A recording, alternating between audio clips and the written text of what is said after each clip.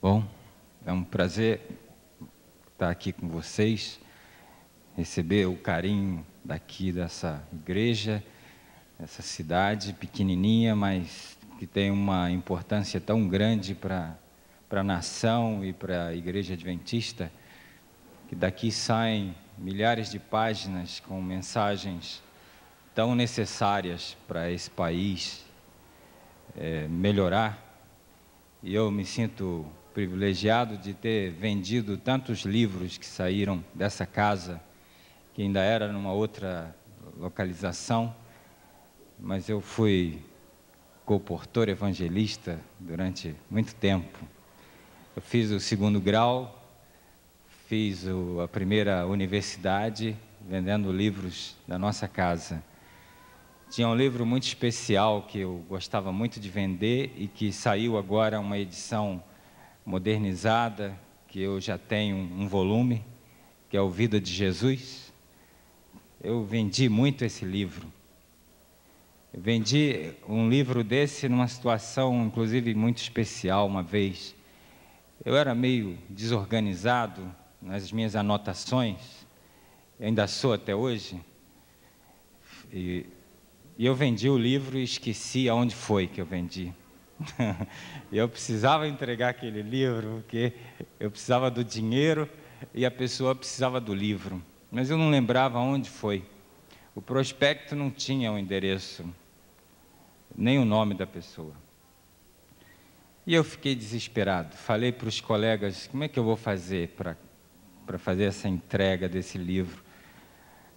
E tinha um colega muito dedicado, muito consagrado, que hoje é pastor, foi para o colégio interno fazer teologia antes de mim. Ele disse, por que você não ora? A oração seria a saída. Eu disse, está certo, eu vou fazer isso. Eu orei e fui dormir. E à noite eu sonhei, eu vendendo o livro. Aquele livro para aquela pessoa. Sonhei. Quer dizer, Sigmund Freud explica isso. Ele diz que aquilo que a gente vivenciou e deseja ardentemente, a gente pode sonhar com isso. E o meu colega explicou de outra forma. Ele disse, hora que você poderá ter um insight de onde foi. E eu sonhei vendendo o livro. Exatamente a cena em que eu vivenciei, eu repeti no sonho. E eu vi o prédio. Eu sabia onde era o prédio. Fui lá e entreguei o livro. E a moça disse, eu estava ansiosa de ler esse livro. Eu fiquei impressionada com a apresentação que você fez do livro, e eu queria muito esse livro. Então, essa é uma das histórias com Vida de Jesus que vocês estão publicando agora, com uma cara nova, muito bonita, por sinal. Eu me sinto honrado de vir aqui, conhecer vocês, poder falar uns 15 minutos para vocês. Vou falar 15 minutos só para não cansar vocês. Vocês terão que voltar à tarde. A última Expo Management teve aqui em São Paulo, há 2 semanas atrás, se eu não me engano. Essa feira de negócios internacional, de recursos humanos, etc. O meu chefe enviou uma proposta para a HSM, que é a organização que monta a feira, fazendo uma proposta de um tema, e a HSM aceitou. Meu chefe é uma pessoa brilhante, extraordinária, um homem genial, o Dr. Roberto Venosa, o presidente do IDORT. E ele mandou uma sugestão de nós falarmos sobre gestão de estresse. E dividimos o nosso tempo em 3 blocos. Uma médica, um pedaço para mim e um pedaço para um professor especialista em yoga. E ele perguntou para mim o que eu ia falar dentro do quadro do estresse. Estava numa reunião, numa mesa administrativa, e eu disse, eu vou falar sobre o Shabá. E ele disse, o que é isso? Eu disse, é o descanso. Eu vou falar sobre o Shabá.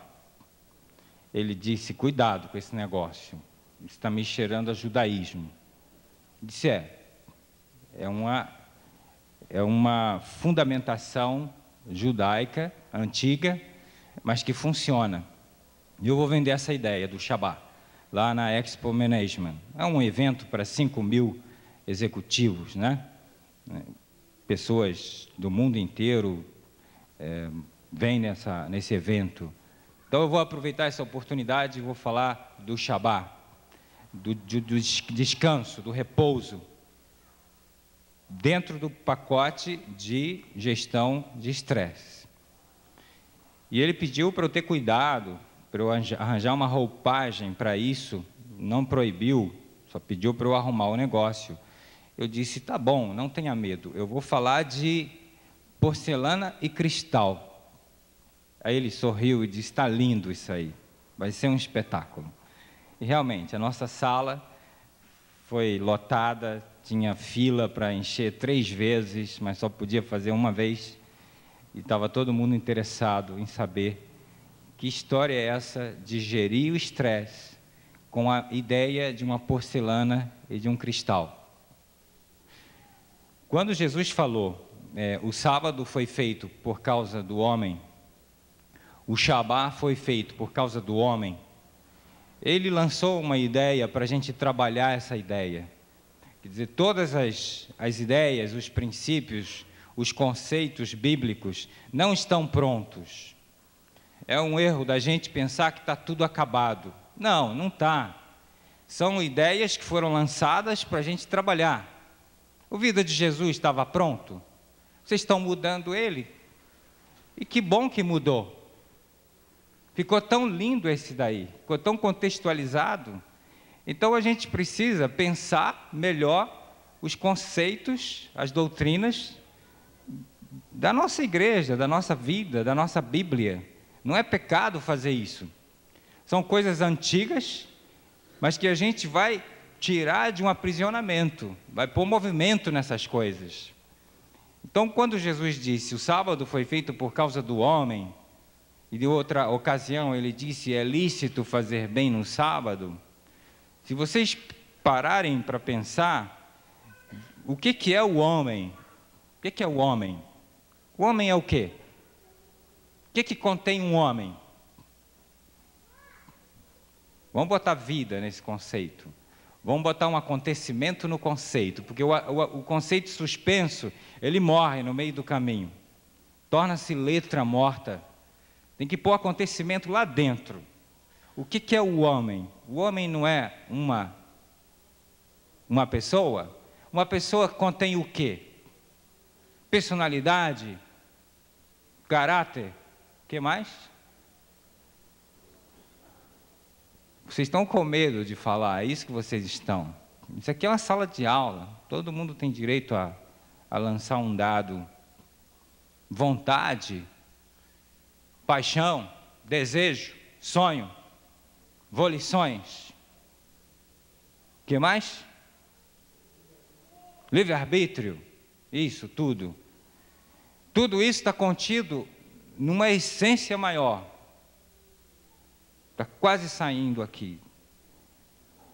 Vida. Então a gente tira o nome antropos dali, homem, e vamos botar vida.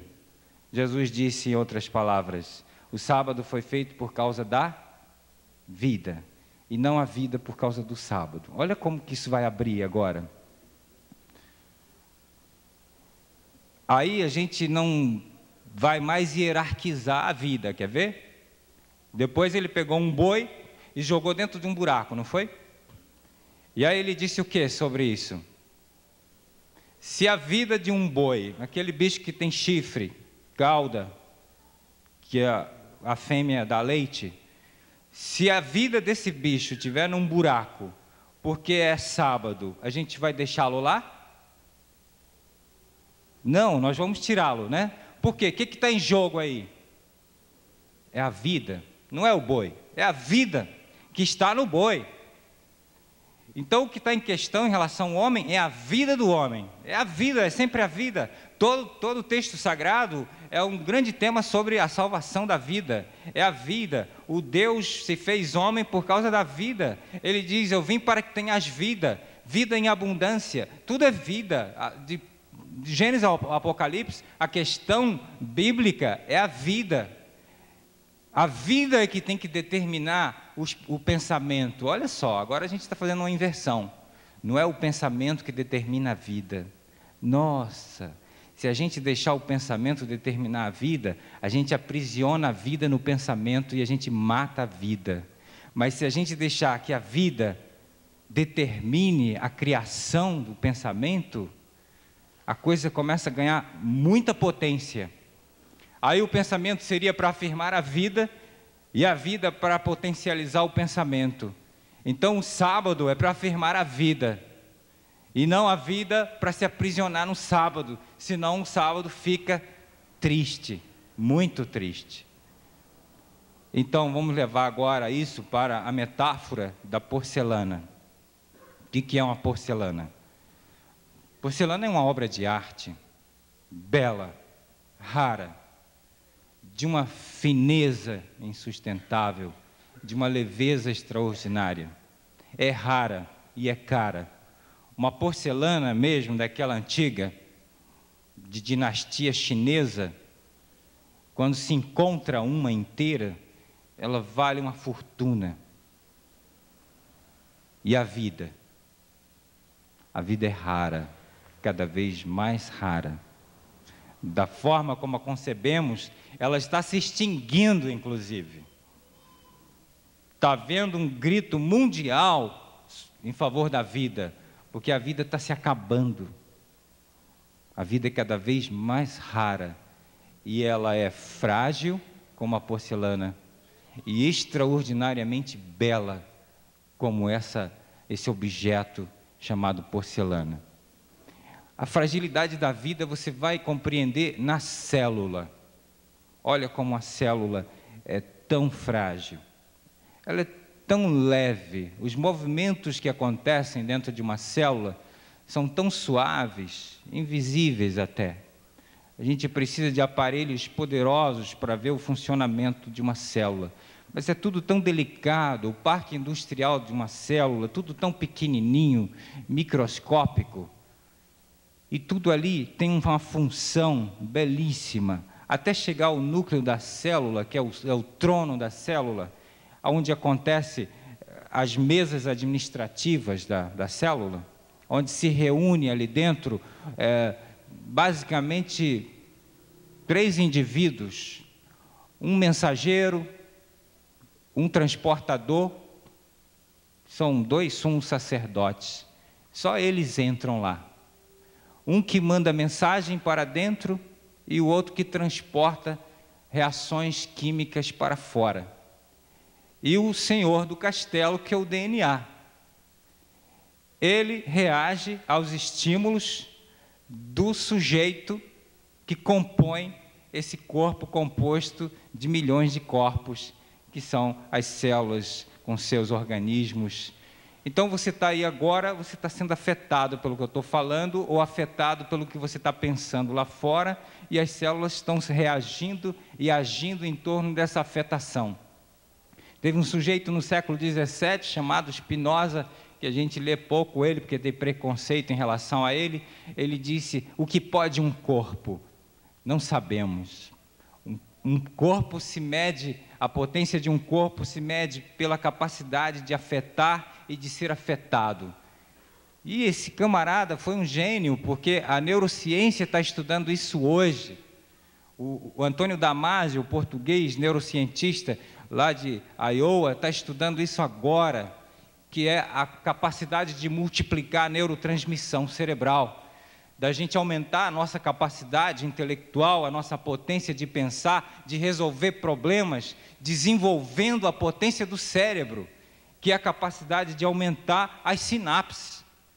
Quando uma pessoa está deprimida, por exemplo, as sinapses estão pequenas, estão pobres, estão recaptando serotonina, estão morrendo. Quando um cachorro está abandonado, sem carinho, sem afeto, ele está quase próximo a zero de construção sináptica. É um corpo afetado pelo abandono. Então ele fica triste, ele adoece. Quando você toca nesse cachorro e faz um carinho, começa a ver multiplicação de sinapses, aumento de neurotransmissão. Uma criança, quando é abandonada pelos pais, por exemplo, ela adoece porque a capacidade de defesa baixou, porque não está havendo neurotransmissão, não está havendo ordenação desse organismo. Então, olha como é sensível isso, como é delicado. Então, esse sujeito que pensou no século XVII, se mede a potência de um corpo pela capacidade dele ser afetado e de afetar. Imagina uma igreja que não é afetada. É uma igreja triste, horrível. Como a gente canta os hinos ultimamente, né? Eu vou falar à tarde sobre isso, paixões tristes. E como a gente seleciona os hinos às vezes, a gente não percebe como que subliminarmente os hinos podem levar, inclusive, a gente a deprimir-se, a voltar triste para casa. E chega triste em casa e diz, eu não sei por que eu estou triste hoje, eu vim da igreja. Tem um hino que até minha esposa brinca comigo, quando eu estou gripado demais, eu fico insuportável. Não consigo dormir, não consigo relaxar, espirro muito, o nariz escorre. Aí ela canta assim para mim, a cruz que me deu para eu levar, as dores que vêm me atormentar. Se a gente cantar esse hino com a tristeza que a mensagem poderá ou não estar emitindo, a gente volta para casa triste. Olha como a gente é delicado. A gente é isso. A gente somatiza, psicossomatiza. A gente fica doente da pele, do estômago, do olho. Uma moça chegou essa semana na clínica com o olho fechado. Disse, o que foi isso? Você apanhou, levou um tapa? Disse, não, meu olho simplesmente está fechando. E o neurologista, o que disse? O oftalmologista, eles dizem que não tem nada. Cadê a ressonância? Cadê o exame? Não tem nada, está aqui o exame. Realmente, o diagnóstico não tinha nada. De onde estava vindo aquele olho fechado? De uma angústia que ela está vivendo. A perda do marido. As filhas não estão se dando bem na vida. E ela está tomando para ela todo aquele sofrimento. Então o olho está fechando, ela não quer ver. O outro fura o estômago. O outro fica paralítico de uma perna. O outro faz psoríase. E a gente faz um monte de coisa na gente. É por isso que o médico diz assim, fez um câncer. Fulano fez um câncer. A gente faz na gente. Ninguém faz em você. Você deixa que o outro faça. Isso mostra o quanto a gente é delicado. Como a gente é sensível. Mas tem outras coisas interessantes, mais belas, mais positivas. Quando a gente se apaixona, por exemplo, na adolescência. Tem um monte aqui de adolescentes. Devem estar vivendo paixões lindas. O cérebro responde à paixão. Ele produz um hormônio adequado ao sentimento que o sujeito quer sentir. Produz a feniletilamina. Aí a gente fica apaixonado. O tempo fica curto demais. Porque é tão bom, né, o que a feniletilamina faz a gente sentir. A gente quer ficar junto o tempo todo. E na hora de se despedir é trágico. Porque a gente está afetado pela feniletilamina. O chato é que só dura 4 anos. O cérebro, não sei qual foi a armação, vou tirar que eu estou com calor. O cérebro produz 4 anos a feniletilamina, obrigado, e para. Por isso que os namoros terminam tanto, e os casamentos também. Os casamentos entram em crise no 7º ano, a famosa crise dos 7 anos, né? Mas a feniletilamina terminou antes. É que a gente se arrasta mais 3. Por que essa injustiça da natureza? Afetar a gente de feniletilamina 3 anos, 4 anos, no máximo. Tem uma sabedoria em tudo isso. É para a gente se conhecer, aprofundar as relações.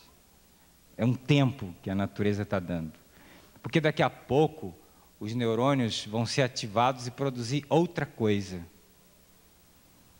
Esse período de 4 anos, o amor, ele é condicional, ele existe por causa. A gente produz feniletilamina por causa. Ah, por causa dos belos olhos dele, né? E a única coisa que eu tenho que causou paixão na minha mulher são meus olhos. Meu cabelo, vocês pensam que eu esqueci de pentear? Não, é assim mesmo. Já desisti, fui em tudo quanto foi lugar, especialistas, mas não tem jeito, não penteia. Mas despertei naquela mulher feniletilamina. Ela ficou afetada. A menina está rindo de mim aqui, ó. E então, parou em 4 anos, diminuiu e sumiu. Aí a gente entra numa crise. É o momento da gente usar toda a experiência, a vivência de 4 anos, que foi fácil. Agora é pedra 90, é quebrar pedra mesmo, daí para frente. Mas daqui a pouco a gente vai ser afetado por um outro afeto. Vai ficar muito sólido daí para frente, porque aí não depende mais de, né? Um amor por causa de, porque ela é jovem, bonita, tem as pernas torneadas e um monte de dons, talentos, mas tudo isso vai perder o sentido. E aí a gente vai ser afetado por outros hormônios. Por que o sábado, no meio dessa história da porcelana? Algum hormônio se movimenta nessa cabeça quando a gente entra no Shabá. Claro, o Criador não fez à toa esse negócio aí. A gente tem um gene especial que está todo mundo pesquisando no Hospital do Câncer. Vocês podem pesquisar também, hoje está livre para todo mundo, é só entrar na internet, num site de busca e digitar o gene. P53, o nome dele. Eu venho perseguindo esse sujeito já há um bom tempo, desde que fui para o Hospital do Câncer fazer estágio, o P53. P53 produz um hormônio e ele é afetado. Estão entendendo essa linguagem de afetado? Quando você fica num estado de humor para cima, você foi afetado por um afeto de alegria, um afeto positivo. Quando você fica para baixo, você foi afetado por um afeto de tristeza, um afeto negativo, uma paixão triste. Então, esse afeto não é afeto de abraço, de dar carinho. Afeto é mais profundo. E a afecção é quando o corpo está tomado pelo efeito desse afeto. A gente está cheio de hormônios, de tipos diferentes. Então, quando você entra no Shabá, não no dia, mas no descanso do dia, um descanso especial, abençoado, santificado, separado. Quando você entra nesse repouso, esse gene entra em atividade, ele começa a trabalhar. E ele trabalha mesmo. Ele produz proteção, produz defesa, sobretudo contra câncer. Por que tem tanta gente ficando canceroso? Porque esse danadinho não está trabalhando. Por que ele não está trabalhando? Porque o sujeito não entra no Shabá. Pronto, essa tese numa Expo Management é um sucesso, os caras não pensam nisso. Só, o segredo está aí, vocês que são executivos, vocês precisam entrar no Shabá. Mas e o tempo? Não temos tempo. Então não entra. O P53 entra de férias. Ele vai descansar. E aí tu fica vulnerável à afetação dos hormônios que vão lesar a célula. Corticoide. A gente se enche de corticoide quando a gente está sob estresse. Que o corticoide, ele engrossa o sangue, ele protege a gente de uma pancada, de um corte. Como corte não há, só há estresse, então ele fica ali sem a função ideal dele. Então ele vai produzir o engrossamento do sangue nas artérias, aí vai ter hipertensão arterial, vai ter ataque cardíaco, vai ter uma série de problemas, porque o sujeito não descansa. A gente é delicado como porcelana, a gente tem que obedecer às regras desses micro-organismos que estão dentro da gente, que são as células, o gene. Eles têm leis próprias. Não se pode pegar isso com dureza. É como a porcelana, tem que pegar com carinho, tem que botar a porcelana num lugar muito especial, porque tudo isso é muito belo, mas é muito delicado. É de uma leveza insustentável. Mas, ao mesmo tempo, é como um cristal. O que é um cristal? Cristal é produzido sob temperatura altíssima, lá no interior da terra, da rocha. Temperaturas e tempo, uma longa duração de tempo para fazer um cristal. E ele é duro, ele é muito duro. Ele é tão duro que é usado para cortar vidro. Um diamante que deriva do mesmo processo de produção, corta vidro. E um cristal, ele é muito resistente. E ao mesmo tempo que esse corpo é tão frágil, tão belo, tão leve, ele também é tão resistente. Meu pai fumou 60 anos, muito cigarro, sem filtro. Ele detestava cigarro com filtro.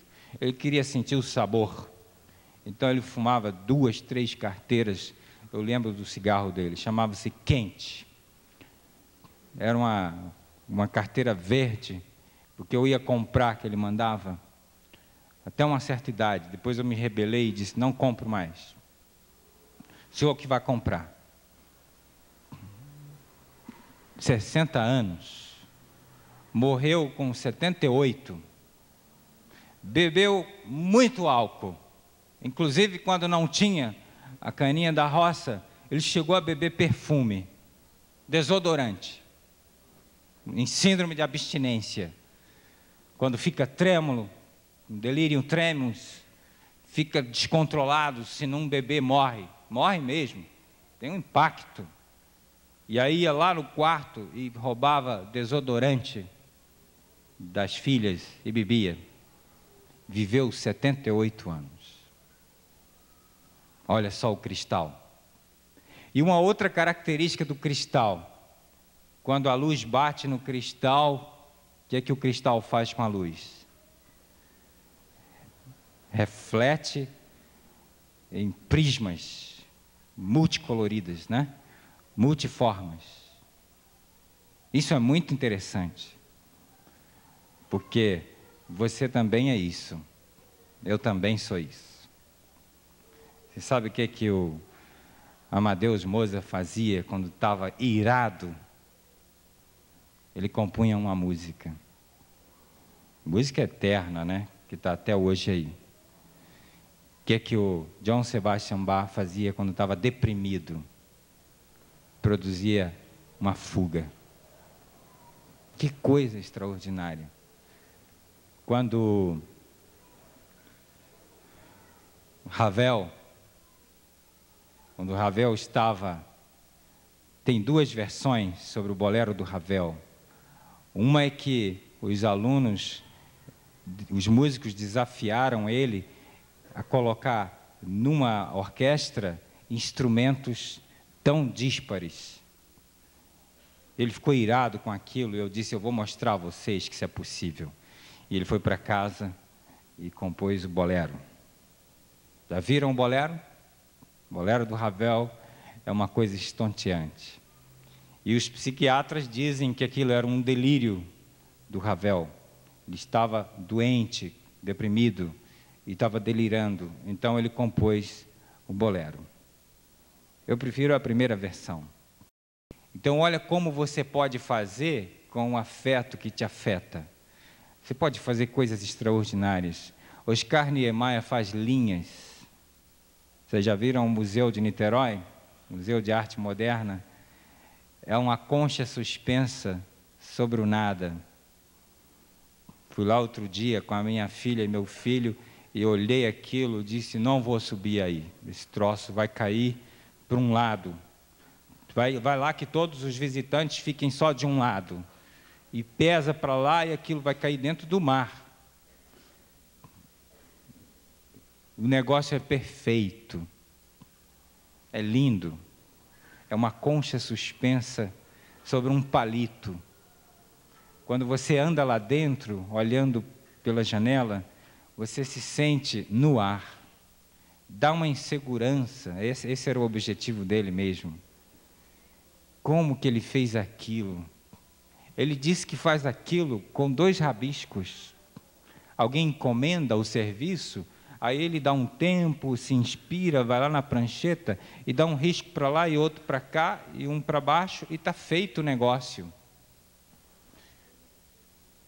Esse homem transforma os afetos que o afeta em genialidade, em obra de arte. Tem pessoas que transformam o afeto em destruição, perversidade, maldade contra o outro. Destrói a vida. Nós somos um cristal, a gente pode transmitir luz com o que nos afeta. Então a Bíblia fala de tudo isso num conjunto. Todo o tempo a Bíblia está falando sobre o valor da vida, sobre a sensibilidade da vida, sobre a leveza da vida. Ele é capaz de fazer tudo pela vida, inclusive se tornar homem e morrer na cruz pela vida. Dar a vida pela vida. Todo o tema bíblico é a vida. Não tem outro tema ali. Toda preocupação é a vida. A terra foi feita de tal maneira de que a gente pudesse tirar dela a vida. E olha, andando aqui por essa região, quanta vida sai dessa terra. A gente tira toda a nossa vida da terra. Isso é fantástico. E a gente desviou demais o nosso olhar da vida para a metafísica. A gente criou um lugar de negação da vida extraordinário, a metafísica. E aí esquecemos de desenvolver a vida, soluções para a vida. A vida na Terra. Quando Jesus falou, o reino dos céus está onde? Está entre vós. E alguém cantou ontem aqui, o quarteto cantou, o céu é aqui. Eu achei aquela mensagem muito boa, né? Muito boa. Porque vai ser aqui.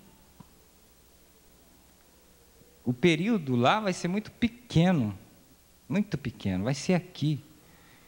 Então a gente precisa nos especializarmos em resolver nossos problemas aqui. Quantas vezes eu tenho ouvido conceitos deturpados, e eu compreendo, a pessoa está com toda boa vontade lá, mas errados sobre cristianismo. Eu fui para Vitória outro dia, o rapaz que me pegou no aeroporto ligou o rádio e tinha alguém falando de depressão. Eu pedi para desligar, eu disse, desliga, senão a gente vai entrar em depressão. Ele estava dizendo que o cristão não pode ter depressão. E quando o cristão tem, ele vai se sentir como? Um não cristão. Ele vai se matar, vai se suicidar. Nós estamos aqui, e aqui tem depressão. A gente sofre depressão. Basta ser humano para ter todas as doenças que o ser humano tem. Então, aquele conceito vem de uma metafísica. Ou seja, quem crê no mundo ideal não sofre as coisas do mundo real. Mentira. Sofre. Elias teve depressão. Davi teve depressão. Teve um profeta deprimido a vida inteira. Eu não sei como que ele não se matou. Quem foi? Jeremias. Sabe por que o Jeremias não se suicidou? Porque ele falava da dor dele o tempo todo. Ele escrevia esse sofrimento o tempo todo. Esse era o ansiolítico e o antidepressivo do Jeremias. Por isso ele não morreu. Eles tinham depressão. Nós somos isso, essa porcelana, essa coisa frágil. A gente está aqui e daqui a pouco sai ali, pega um vento, pegou uma gripe. O outro pegou uma pneumonia. Outro dia alguém chegou para mim e disse, sabe fulano? Ah, sei, morreu. Que isso? Como foi? Morreu dormindo. Somos frágeis. A gente é essa coisa delicada. Belos, mas delicados. Extraordinariamente belos, mas nós somos extraordinários, somos belos, encantadores, encantamos o céu inteiro, porque o céu todo está dobrado para cá, apreciando essa história, e eu até arrisco a dizer que os anjos gostariam de saber como é que é ser gente. Eu acho que eles vão sentar um dia com a gente, em um bando, e em torno de vocês, e vai perguntar como é que é ser pessoa, como é que é ter o pavor da morte, como é que é se apaixonar por uma pessoa. Isso é tudo muito maravilhoso, é muito encantador, e a gente desviou a reflexão sobre isso, sobre a existência, para o mundo das ideias. Pegamos uma herança platônica, venenosa, e ainda não percebemos que há alguma coisa de errado por aí.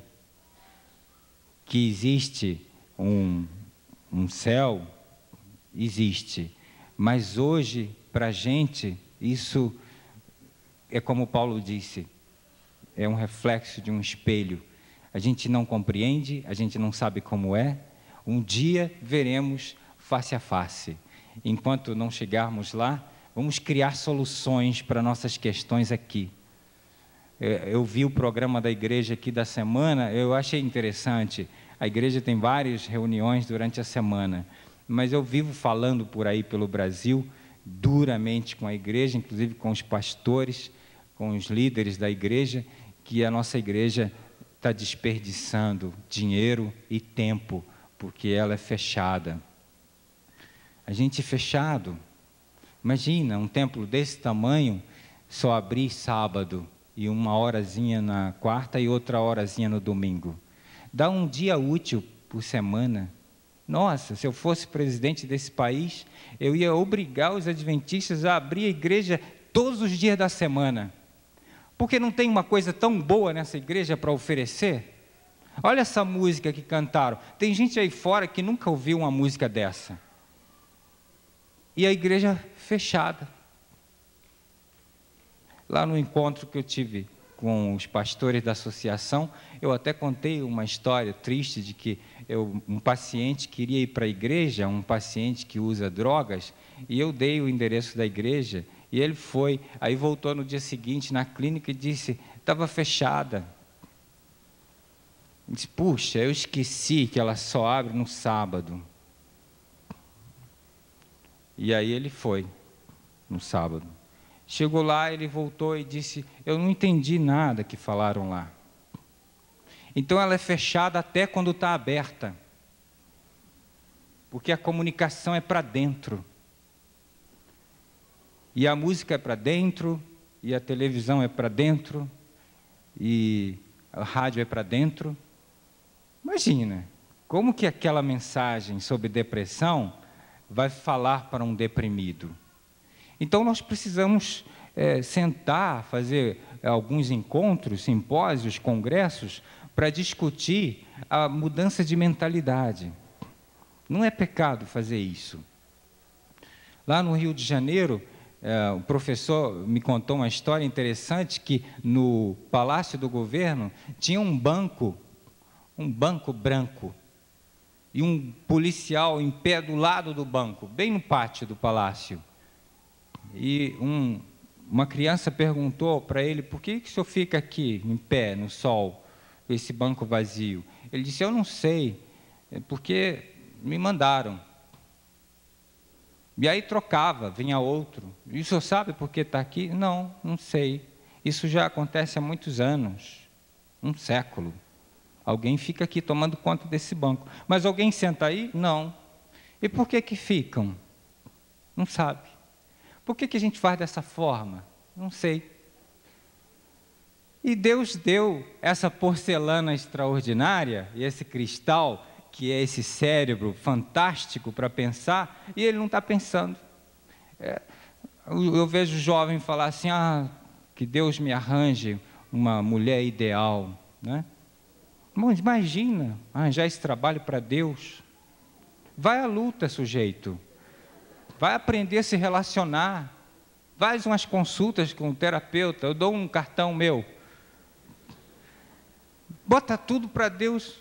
Deus vai me ajudar a arranjar um emprego. Vai estudar, que tem emprego para você. Vai ser bom naquilo que você faz. Que Deus, se Deus quiser e tal. Aí o problema do sexo é um troço grave no nosso meio de se discutir, né? E tal. Eu atendo lá os rapazes, dos que eu consulto, 98% são firmes em dizer: não, sexo só depois do casamento mesmo. E aí, você pratica? 90% pratica, antes do casamento. Então tem alguma coisa para a gente mexer nessa ordem, para a gente discutir. Aí o outro chega, tentou suicídio, foi para a terapia. O que aconteceu? Eu fiz sexo com a minha namorada, ela engravidou, não podia aparecer a gravidez, que nós éramos membros, tinha cargo, cantava no coral, e levei ela para o aborto. E abortou. E agora eu descobri que nós estamos com HPV, nós estamos contaminados por um vírus. O HPV, um primo do HIV. Não é tão grave quanto aquele. Não tem cura, mas também não mata como o outro. Diminui a imunidade e a pessoa pode adoecer rápido, morrer de outra coisa. E por que isso tudo aconteceu?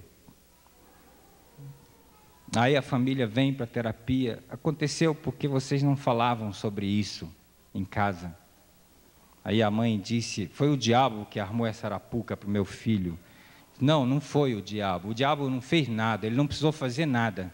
Ele ficou de braço cruzado, só assistindo, porque não se falou sobre sexualidade em casa, porque tinha-se certeza que Deus ia tirar o desejo sexual com uma oração. Deus não se mete nessas coisas, Ele que colocou o desejo na gente. Essas coisas funcionam porque Ele fez, e fez porque é bonito, é belo, é extraordinariamente belo, é uma porcelana. Ele não vai arrancar da gente, porque Ele fez e Ele não se arrependeu de ter feito. Ele disse: é muito bom o que eu fiz.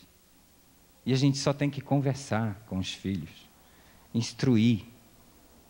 Eles vão decidir o que vão fazer se eles tiverem instruções. Porque a gente é afetado mesmo. A gente olha para algo bonito e a gente deseja o algo bonito. No colégio, fui levar minha filha para estudar, uma época que ela decidiu estudar no internato, e aí tinha uma lista de coisas para fazer, a roupa tinha que ser lá embaixo, um saiote por cima da calça comprida, e disse: puxa, quanta coisa para as meninas, deixa eu ver aí a regra para os meninos. Não tinha. Tinha um garoto lá no jardim com um shortinho tão apertado, que quando abaixava, aparecia as coisas do menino. Eu disse: olha lá, por que vocês não estão vendo aquilo? Vocês pensam o quê? Que as meninas não têm desejo? Não, é diferente. Os meninos são mais seduzidos pelas meninas. Você não entende nada de mulher, rapaz. Você tem que criar regras iguais. Não quero que rasgue as regras, mas tem que discutir as regras com as meninas e com os meninos, porque as meninas também desejam. Vocês desejam? Ou não? Nós desejamos, somos iguais. Nós somos afetados e afetamos. Então, isso é a porcelana e o cristal. A gente tem que dormir, porque quando a gente dorme, e é bom dormir no escuro, tem que apagar a luz. Esse negócio de televisão no quarto é perigoso, porque a televisão emite radiação. Você assiste até a hora que está pegando no sono. Aí quando você vai dormir, toda aquela tarefa de pensar as imagens vai entrar no sono. E o sono fica pesado. Porque quando você fecha os olhos e mergulha no sono profundo, tem uma linha, né? Sono REM. Aqui embaixo, entra em atividade a glândula pineal. Está no centro do cérebro, é uma glândula calcificada. Parece um cristal. Ela emite reflexos, uma luminosidade. Ela produz melatonina. Não é melagenina. Melagenina faz a pigmentação da pele. A melatonina faz uma faxina nos radicais livres. E os radicais livres a gente produz durante o dia. 10% do oxigênio que a gente respira se transforma em radicais livres. A comida é afetada por radicais livres. O cigarro que a gente respira por aí, dos outros, tem uma imensidão de radicais livres. A água tratada com metais pesados tem radicais livres. E o que é radicais livres? É uma alteração atômica do oxigênio que enferruja as células que protegem as artérias. E aí entope, e tem que fazer ponte de safena depois. E mamária, e um monte de coisa. E dói, e é caro. E mata. Porque a artéria é delicada, suave. O sangue leva oxigênio, proteínas, sais minerais, e não é para ficar levando radicais livres. Por isso que a gente tem que dormir, tem que descansar no sono, porque a glândula pineal tem que trabalhar, e ela só trabalha quando a gente cai no sono.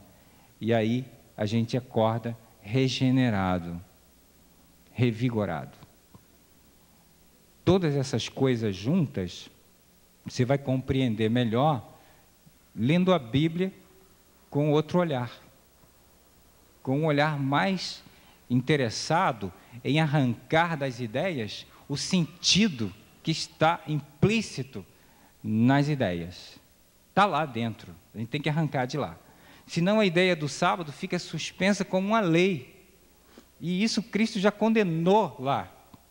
Não é uma lei, o sábado é um acontecimento semanal para fazer alguma coisa dentro do corpo, para a gente ter vida. Quando ele disse, vim para que tenhas vida abundante, é porque ele veio falar dessa novidade de vida e resgatar a vida que estava aprisionada numa morte em potencial. Isso é a porcelana e o cristal. Somos nós. Nós somos uma coisa extraordinária, que se a gente se concentrar em estudar, o céu vai ter mais sentido.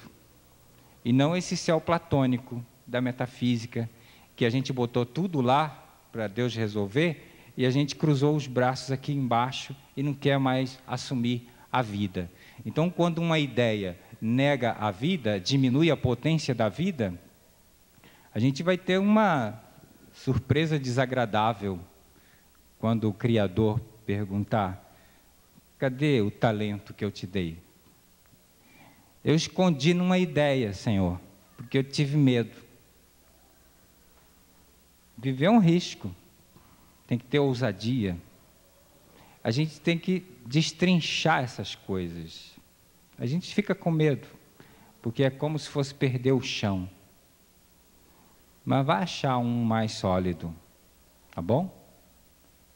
Tá bom, acabou.